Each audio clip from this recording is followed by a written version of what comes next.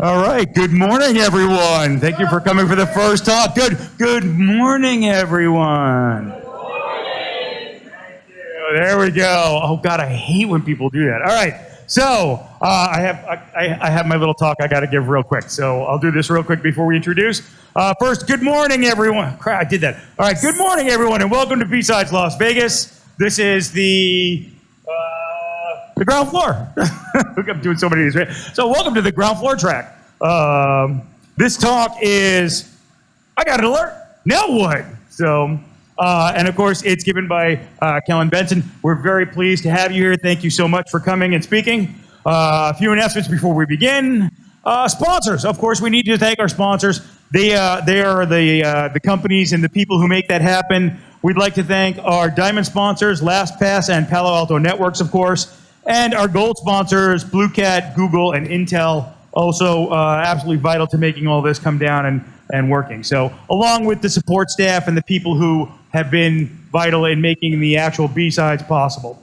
So as a reminder, cell phones, these talks are being streamed live and they are being recorded. You do not need to record. You do not need to take pictures. So please silence your phone.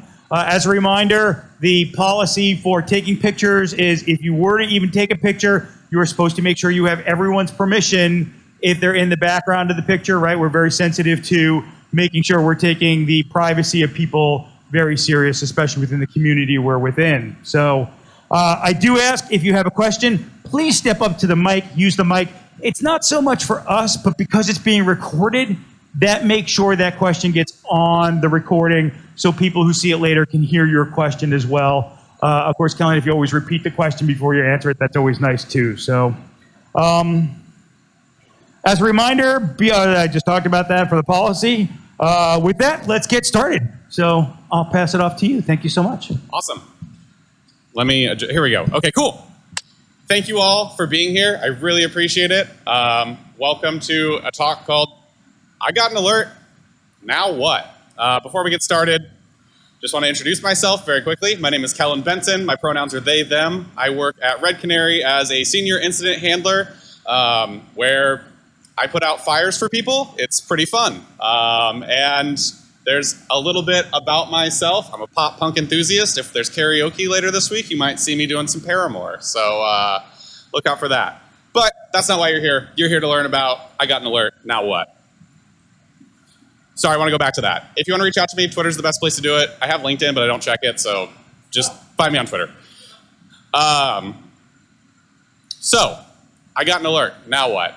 I had some friends that I was talking to, and one of them was a newer person who was like, hey, when I get an alert, what should I do? And my first response was, well, you investigate it. And then I realized that's a horrible answer. I did the thing that senior people do where they're like, I'm going to shortcut everything that I know and just give you the short answer, which isn't very helpful to new people. So I went through this process of what actually do I do when I get an alert? What's my methodology? How do I investigate this thing? And I think that's really helpful to do as people with experience in the industry because not only are you sharing information to someone, you get to check yourself for gaps and think like, oh, did I miss a step? Or is there something I could do better here? So that's really what I did here. That's what this talk is about, to walk through what my methodology is and some people along the way who helped me. And it's not really going to jump into tools a whole lot. We might touch on some things lightly, but it very much is a methodology-based thing. So let's dive in. We're going to touch on, we have an alert. What do you do when you get an alert? So we'll dig into that a little bit. We need to figure out what the alert is actually telling us. Just because you have a blinky red light doesn't mean you know what to do with it. So we need to understand why the blinky red light is on and what we need to look at to understand that blinking red light. What is interesting about the data that we have in that alert, as well as, is it even a threat? Like, do we care? And if it is a threat, what do we do next? And then we're going to do a little bit of what if, because the world's not perfect, and sometimes we can't answer all of our questions with the data we have. So here's our alert. We have a high severity alert that says, Excel launch a suspicious program. And we see the command line here that we see, okay, we have excel.exe and suburb budget 22 XLSX. Probably very safe, very fine. Budget spreadsheets are normal. But that's something we need to take into account here is like, what is this alert telling us, and do we care? On top of that,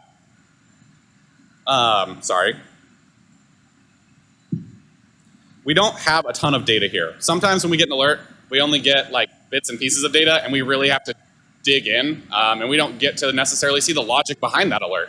And we have to come to some conclusions based on what we have. So let's try to understand what this alert is telling us and if it's actually true. We need to understand, did Excel launch a program? If it launched a program, is that program actually suspicious or is it normal? Do we care? And yeah, so let's just dig into that. All right. So if we had a data point, if we had like an EDR, we had Sysmon, we had a SIM, something like that, we have logs of some kind, we might be able to grab a process tree for what happened here. This really depends on your data. We're just going to assume we have good data, life is good, everything's perfect. And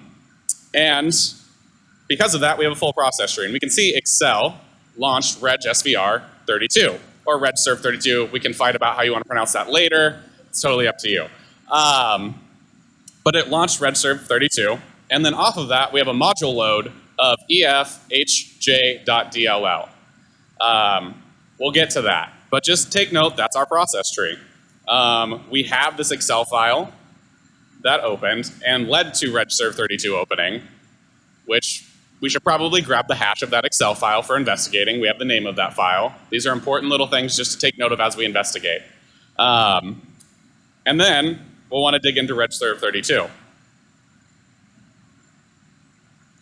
But we need to understand, like I said, we're trying to understand, is this suspicious or is this normal?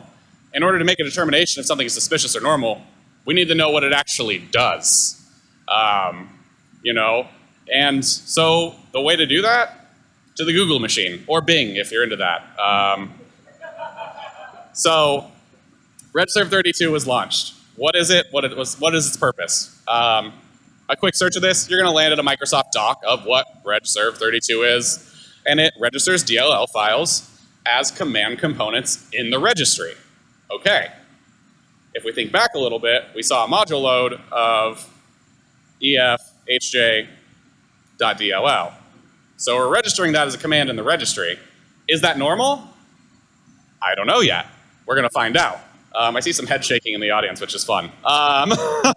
So you're already steps ahead of me. But we don't necessarily know if that's normal or suspicious. I mean, could that DLL be normal? EFHJ could be an abbreviation for something, an acronym, I don't know. Or maybe it's just very bad. So we're going to grab the hash of that. We likely have the hash of that when the file was written or when the module was loaded. Depending upon your data source, you can grab it from there. So let's move forward here. So these are our points of interest. We have an Excel file with a hash. We have a DLL with a hash. And then we have regserv. But that maybe it's interesting, maybe it's not. These two things, probably the most interesting bits of information we have so far. What do we do with that is the important next question. Sorry.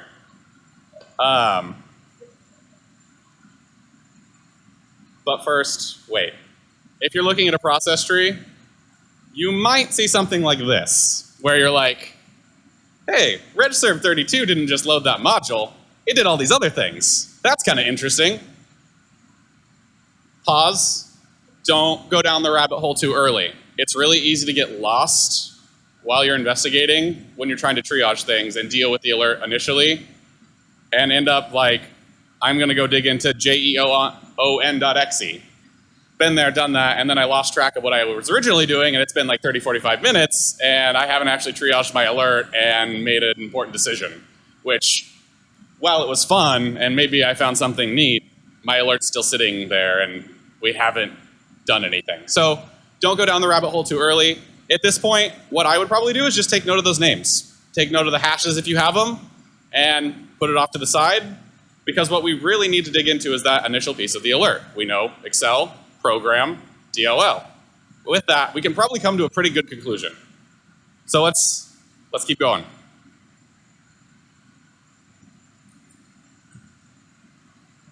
Let's keep going with those artifacts. Obligatory pyramid of pain. If you're not familiar with the pyramid of pain, we're going to talk about it now. So what we have are artifacts or potential indicators of compromise. What is an indicator of compromise? I defined it as a thing we can observe in our data that allows us to identify a threat at the moment or going forward in our detections. So there's some difficulties that come with getting indicators of compromise. Some are very easy. File hashes, IP addresses, and domain names.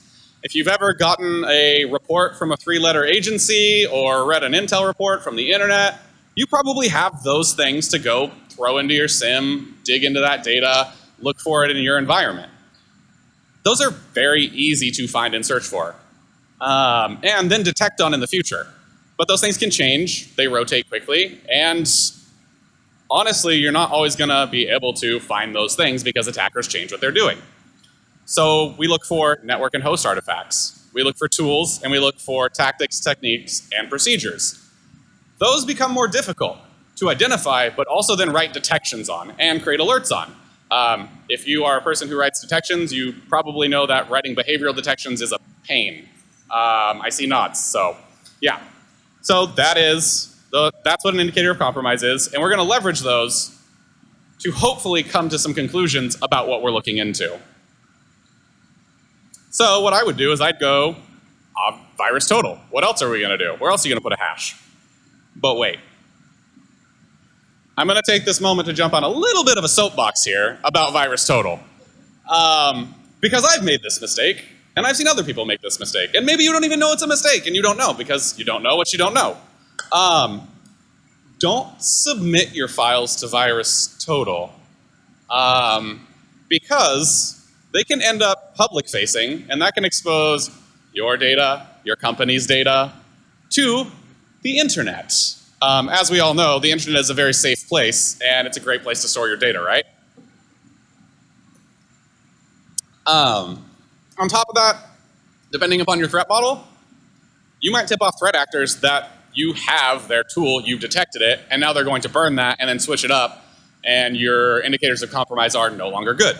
That's a little bit secondary, but it's still something to keep in mind. The main thing is don't upload your files because you don't want your company's data on the internet. If you don't know if you have a policy or procedure around that at the place you work, you now have homework. You're welcome. I've given you an action item.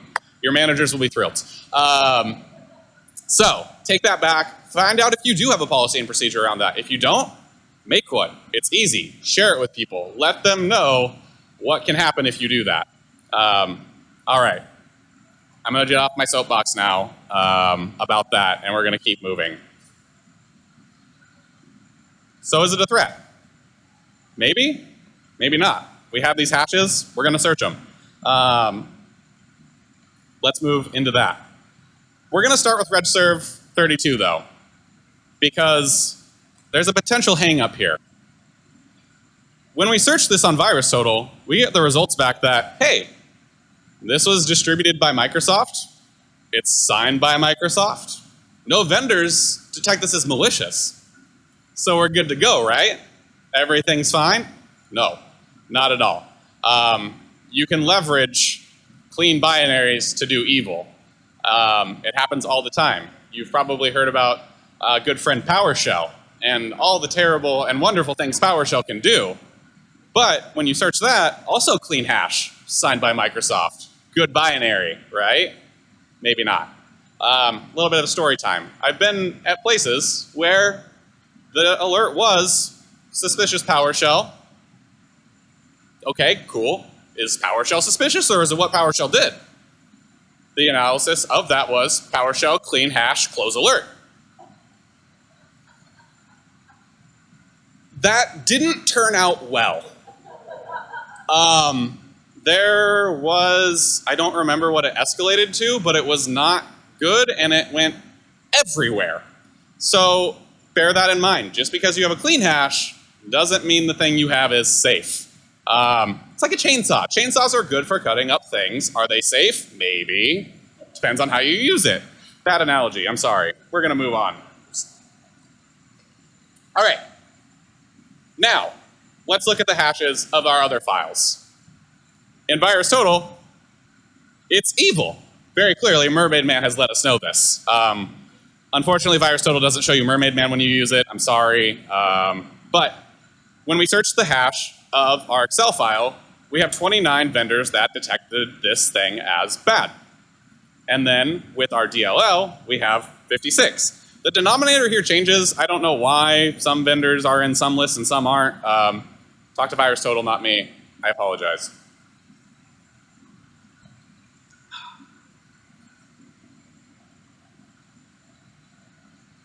Okay, so what have we done so far? Let's recap. We have got an alert.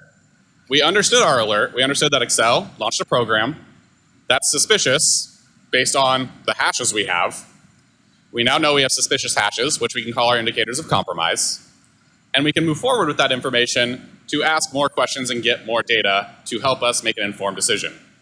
The next thing I would do is, who is the threat? And I'm not saying, is this wizard, lizard, spider? Is this a nation state? Like, when I say who, I mean, what is our malware family? What are we dealing with?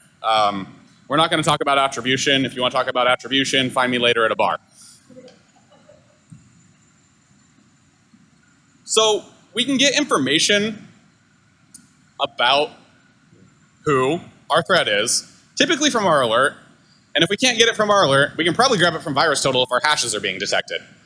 Because when you search a hash in VirusTotal, you're going to get the names of detections from all these vendors that say, hey, this is bad.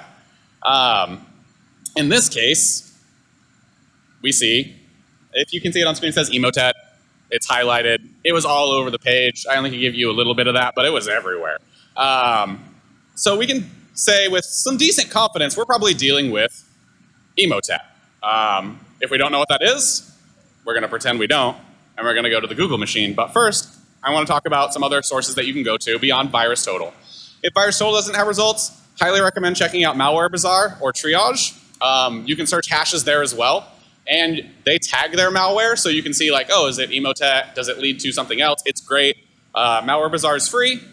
Triage requires a free account, so you just have to sign up. But it gives you some really good information about the binaries that you're searching as well. Great resource for learning and trying to figure out what you may have. So with this, I would feel comfortable saying this is Emotet and dig in from there. Who's that Pokemon? Emotet. All right, now we have a who. And the reason I delineate between who and what is our who gets us to the what. And the what is the threat. And when I say what is the threat, we need to know what is the behavior? What are we looking for? What does Emotet do? What's its MO? When it lands in your environment, what are its goals? And if you can understand those goals, you can understand impact, which is what we, as analysts, are here to do, is understand the impact of these threats to our environment and deal with that. And that will help us to triage and escalate appropriately. So is Emotet going to move laterally? Is it going to dump credentials? Is it going to just change a background to something silly? Who knows? Let's dig further. We're doing a lot of digging. Should have got a shovel. That's what I should have requested, was a shovel. Okay. So when you search Emotet, you're going to get a bunch of results. I'm going to shamelessly plug Red Canary's Threat Detection Report because it's a good resource. Even before I worked there, loved it. Really good information. But if you search Emotet, you're going to get information. And in the Threat Detection Report, we see some important information. I've highlighted or bolded what I think are the most important bits to answer our question here, which is Emotet is a downloader or a dropper of other malware. So with that, we know, hey, more malware, which could be fun, right? And its goal is to steal user data and banking credentials. Now, it says banking credentials. It's probably all your credentials, and you're going to have a bad day. because I have some feelings that Emotet isn't going to say, nah, that doesn't say JP Morgan in the cred file. They're going to take everything. So now you have the ability to understand impact and what your threat is. I do want to highlight one more bit here, that it's disseminated through email, links, or attachments. That's important to note for cleanup later. Just bear that in mind.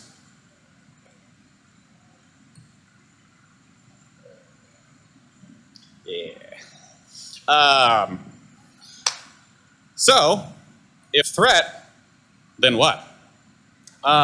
If we have a threat, which I think at this point, with the data that we've collected, with the questions that we've asked, the data points that we've seen, we can probably arrive in a place that we probably have a threat on our computer. We have Excel, suspicious program, virus total lights up on the Excel file and the DLL.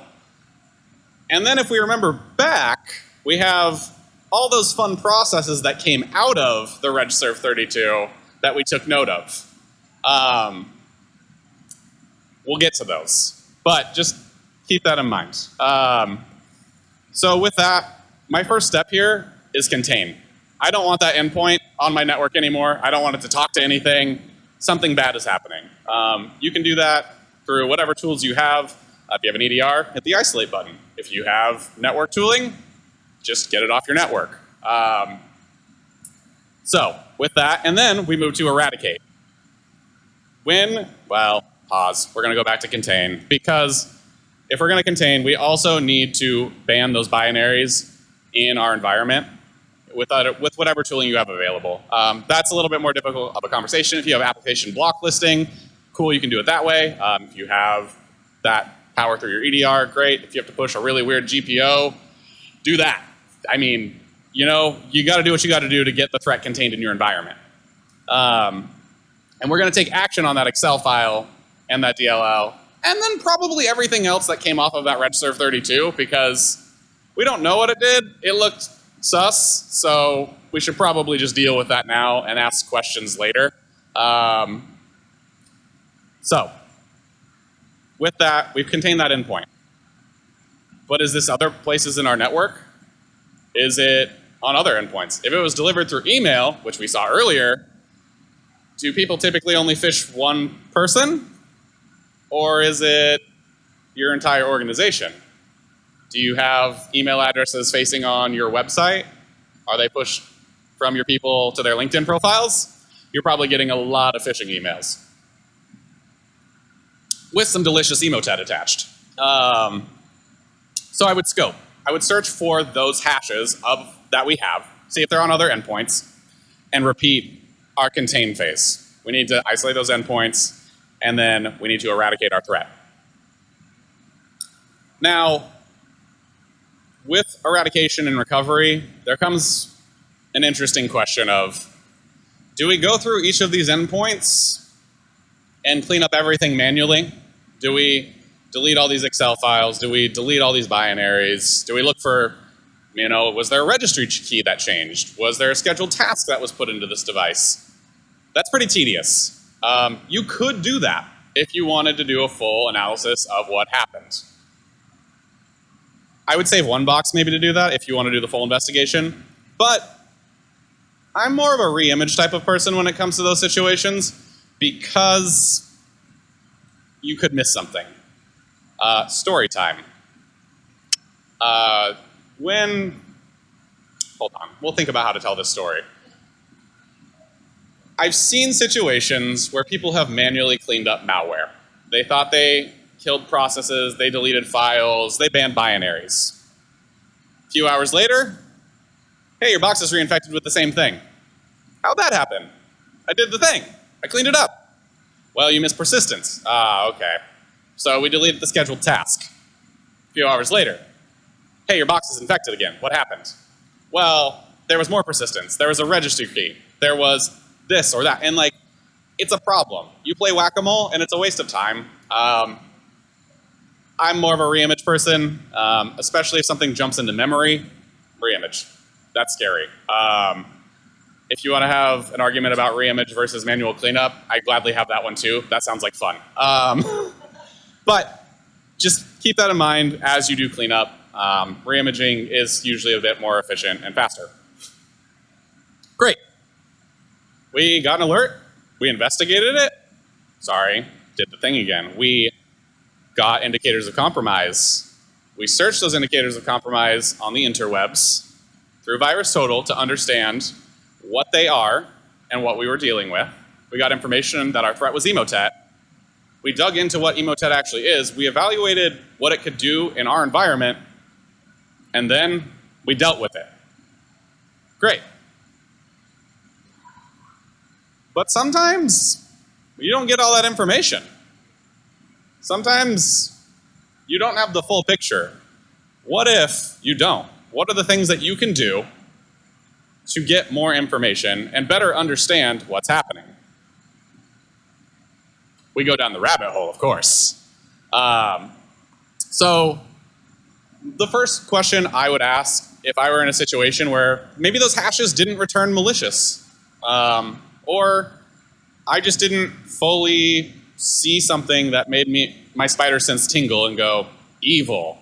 I would start with the process tree, and I'd work my way from where that Excel happened down the process tree, which is where we see all those other things that came in, and we'd investigate those the same way that we investigated the initial thing.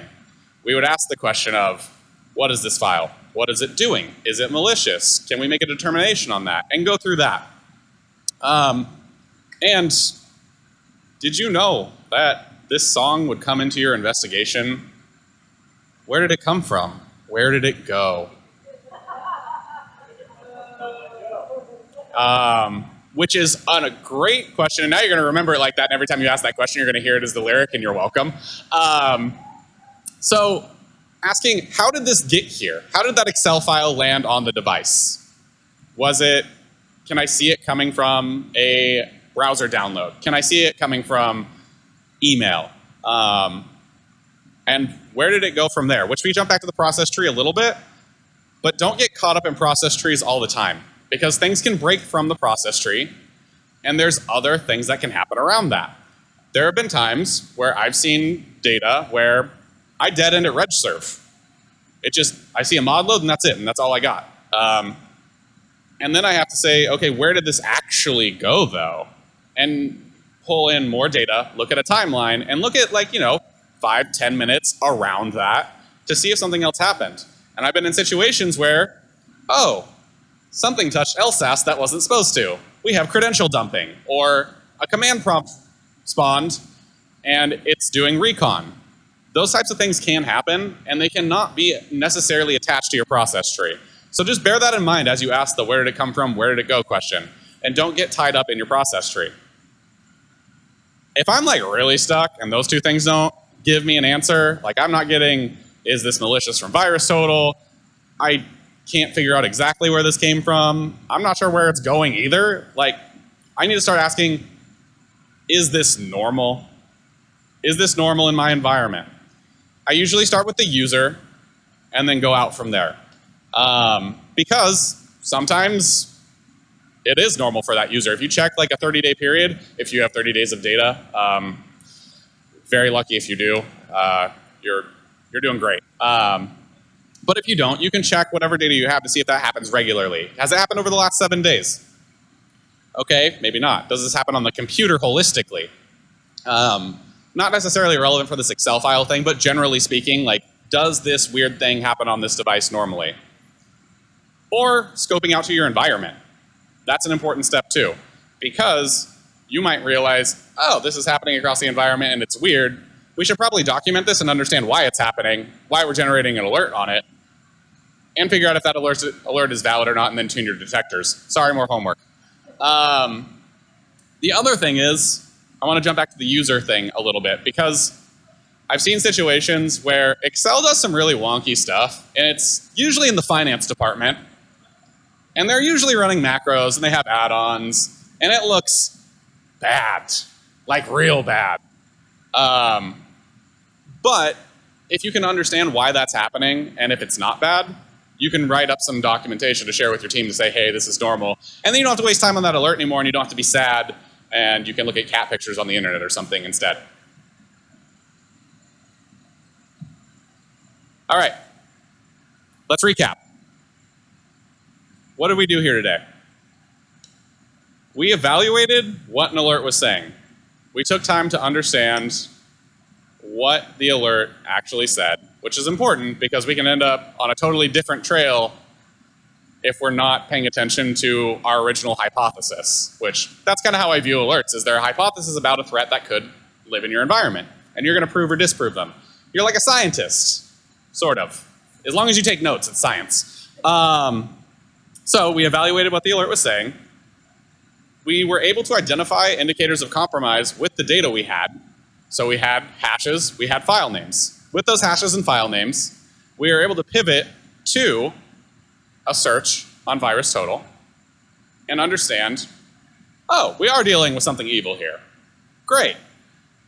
Now we needed to figure out what exactly that evil thing was. Thanks again, VirusTotal. We found out it was Emotet. And because we knew it was Emotet, we could dig into that further and understand why that was important, what the potential impact of Emotet on our environment was. And with that information, we knew we needed to respond because somebody could have stolen credentials, somebody could be dropping more malware, and we need to understand if that's happening as well. Also, roll back to remediate 1 sec. Rotate your credentials on the boxes that were impacted. I didn't say that, but make sure you do that if you've got that happening. Whew, that would have been a bad day. Good job, everybody. We did it. We responded, we recovered.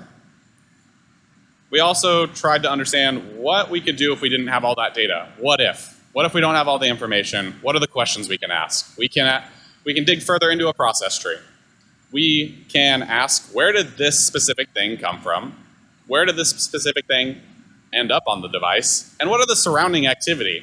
And is that suspicious as well? And if it's really not answering, we need to understand, is this normal?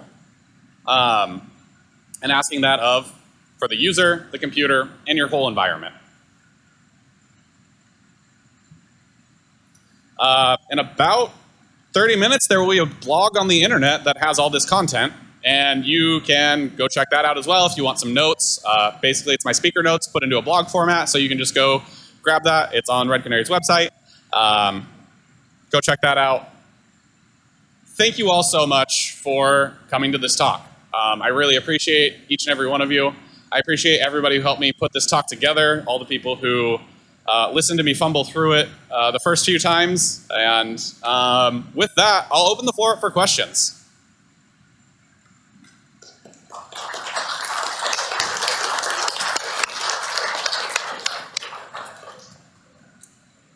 Thank you so much. That was a great talk. I have one question. So you mentioned this under the identification phase, or where you ask more questions. Would it be a good step to go to the user and actually ask them directly, where did you get this from? Is this something you expected as a step to include?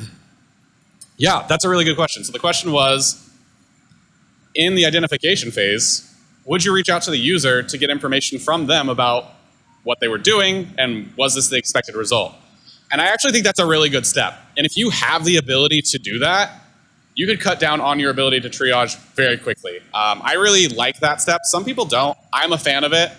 When I work with customers, I often say, can you reach out to this person just to understand what was happening on their device before this went down? Like, were they on a website? Did they open an email? Or were they just doing their normal job? Because that gives you an understanding as an analyst of what you might be dealing with. So yeah, I totally think that's valid. All right, thank you. Yeah.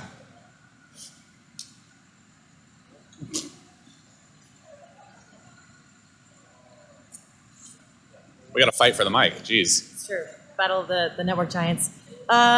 Question for you is, so this is like the most comprehensive how to do an alert I've ever seen. Now, we tend to have tuning processes. We have a lot of problems. There's lots and lots of alerts. Like, is there any way we can sort of get like a hack of this, like a shorter, more streamlined process on how we do this?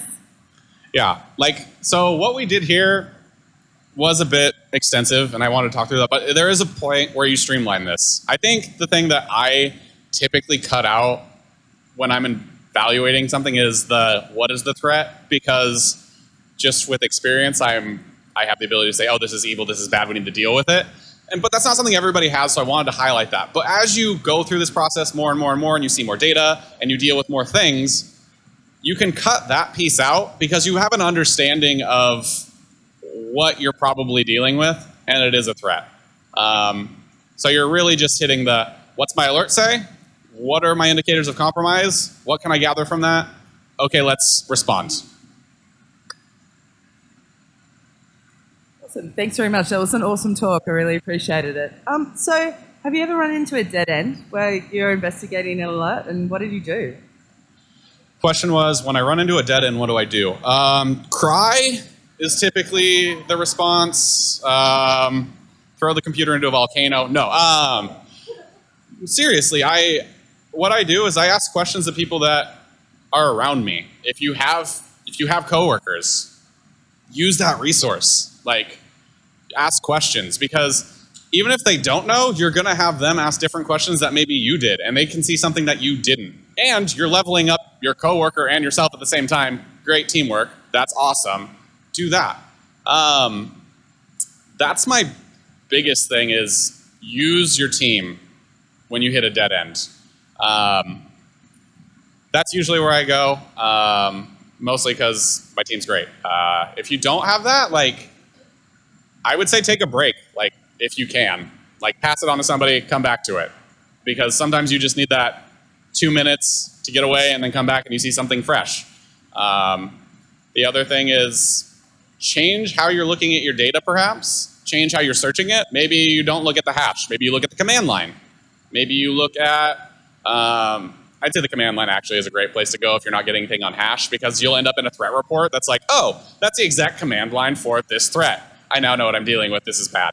Or maybe you'll end up in a GitHub repo for like an administrative tool. I've been in both situations. So.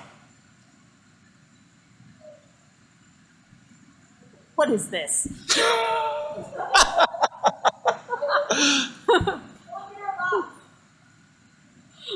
No, I got it. I can do it. Okay, I can do it. Okay. No. Pull it out if you want it. Yeah.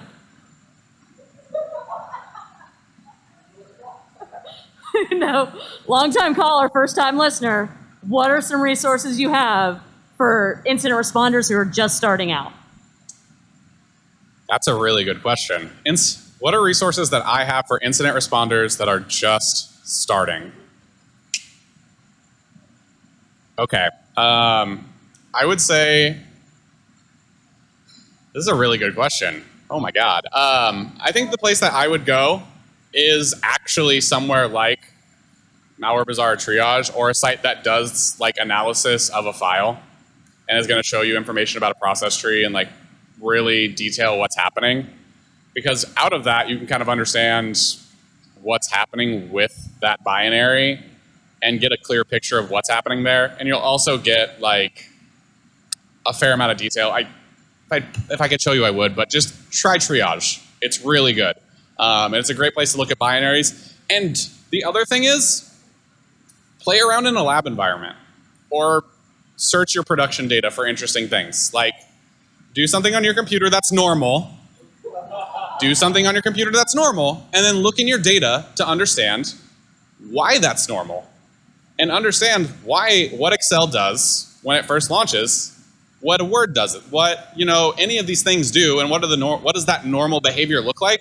Because when you understand normal, you then are able to start looking at things and say, spider sense tingles, bad. Is it kind of boring to watch Excel open? Yeah, but then you have what that looks like in your data. And that's really important. And maybe you spin up a lab and you have it isolated and then you rip malware on it. And then you look at the data on that. Also a great thing to do. And then from the incident response side of like dealing with it, I'm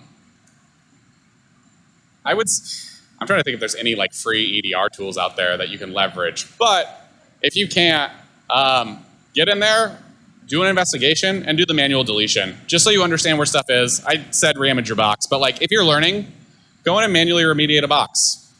It's tedious, it's a pain, it kind of sucks, but it's good for you. Eat your vegetables.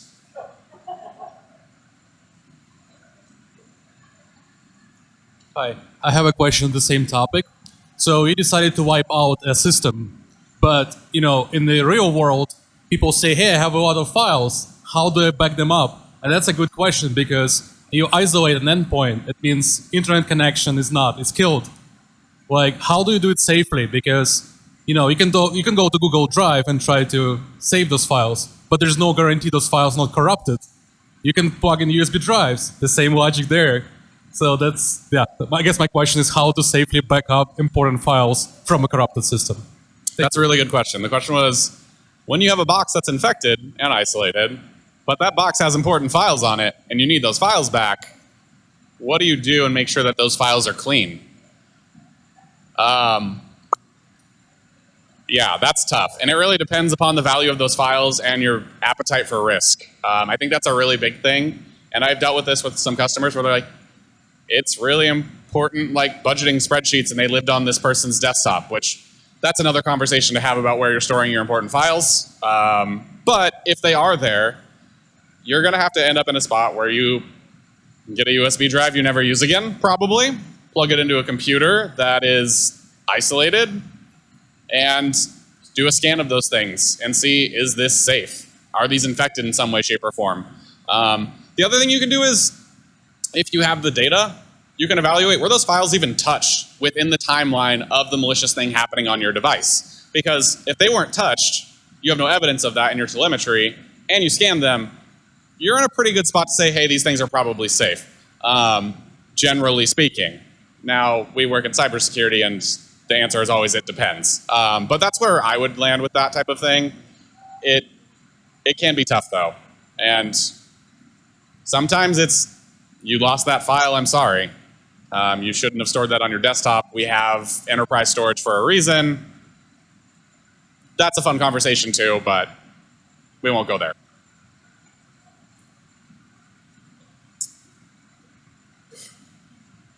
So many questions. So I got a question about like time to detection or time to decision. So you're trying to get in there, you're trying to investigate, but time is Yeah. fleeting, and like malware replicates very rapidly. So especially if it transmits between different computers and things like that. Okay, so do you find that you have like a standard or anything like that in companies where they say, you need a decision by here, or we're just going to have to decide one way or another? Yeah, and I think it's good to have guidelines. It's like the Pirates Code.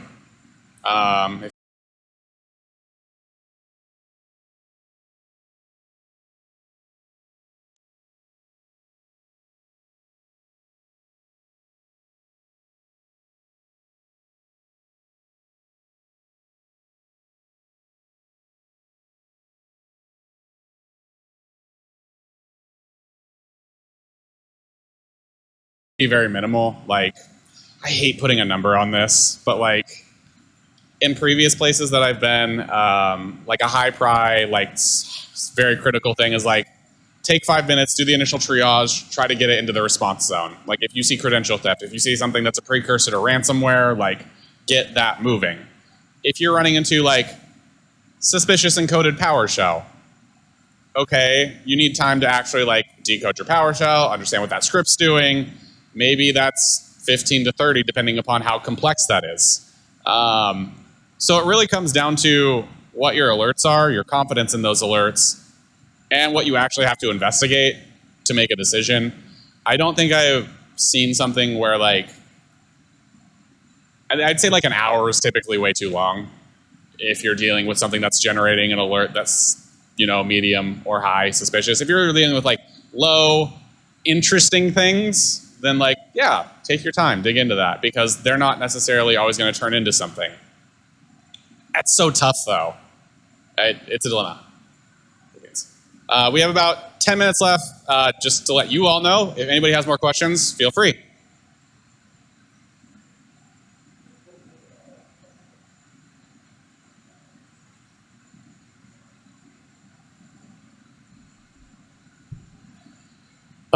So I want to know when the Kellon merch line is going to be available for pre-order. What? Do you want to know on my slides? Yeah, I want to know when the Kellon merch line will be for pre-order. And I particularly want Thrunting tie-dye crop tops. Apparently, we have. Oh my god. A serious question, though. A serious question now. How often do you find that you personally have to go back to the alert logic and completely or even minorly reconfigure it because you're finding tools are giving you false positives or completely maybe useless information? Just kind of interested about that, of the balance of alerts versus coming from your tools versus what your SIM or what you've said this is a proper alert. Merch line coming soon, but the real question is, how often do you find yourself having to tune your detections, basically? Like, how often are you getting false positives from your alerts and you have to go back to tune your alert logic? All the time. All the time.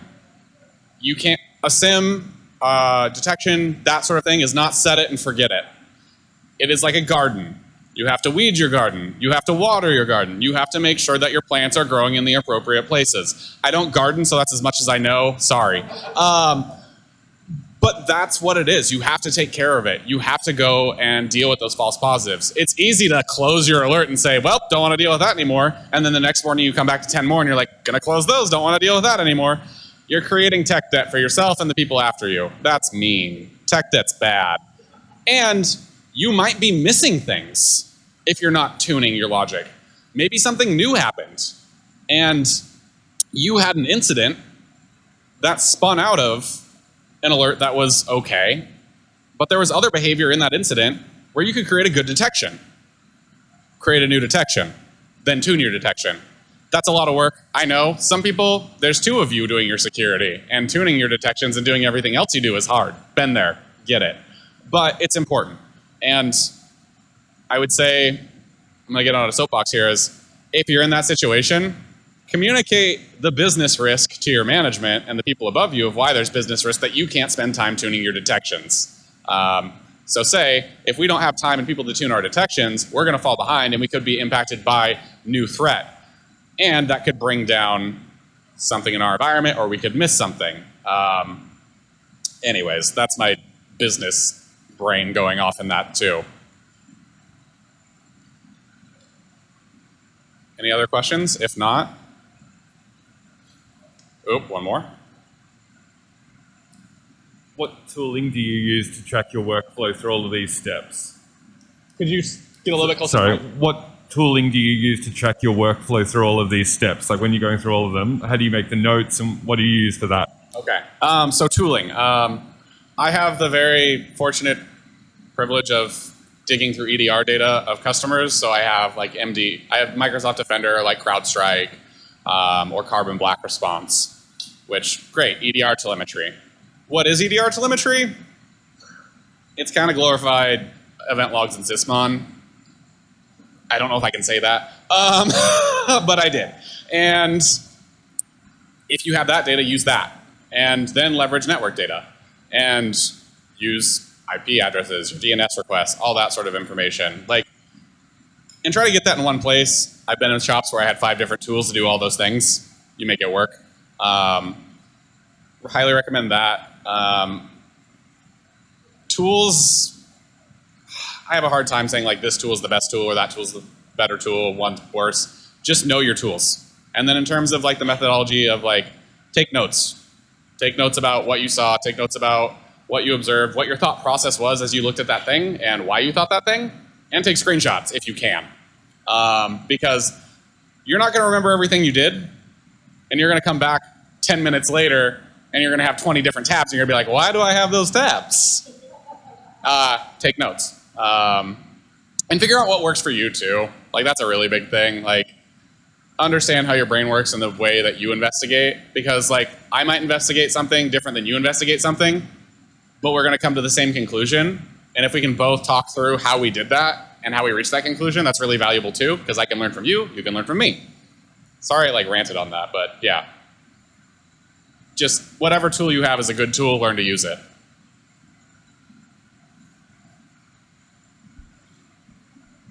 So I have a question kind of based off of that.